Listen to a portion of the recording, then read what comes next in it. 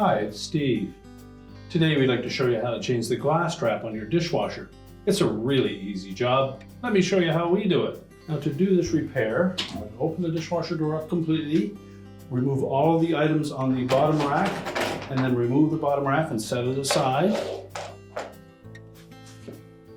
It's also easier to remove the lower spray arm as well. So just grasp the center of that, pull it straight up out of that center bearing, and set that aside.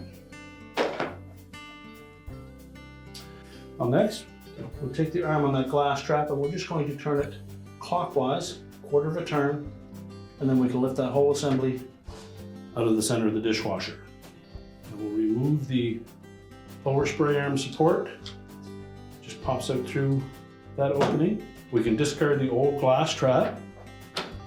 Now before we install the new one, check the filter, remove any built-up debris or foreign objects that may be caught in there, and discard them. Now next we'll take the new glass trap and the lower spray arm holder, and you'll note that there's a little gusset on the side of that with a catch that will sit on the very top edge of that U-shaped opening. So we'll fit that support into the glass trap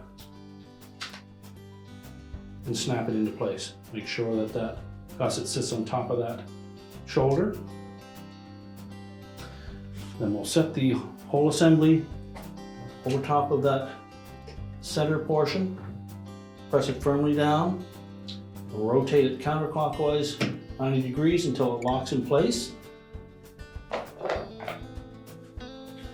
Before we reinstall that lower spray arm, check for any cracks or blocked passages and clear those if necessary. And we're going to press that down firmly so that these two catches will fit over the lip of that support.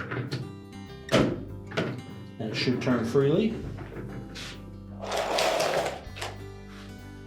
You can then put the lower rack back into position. And your repair is complete.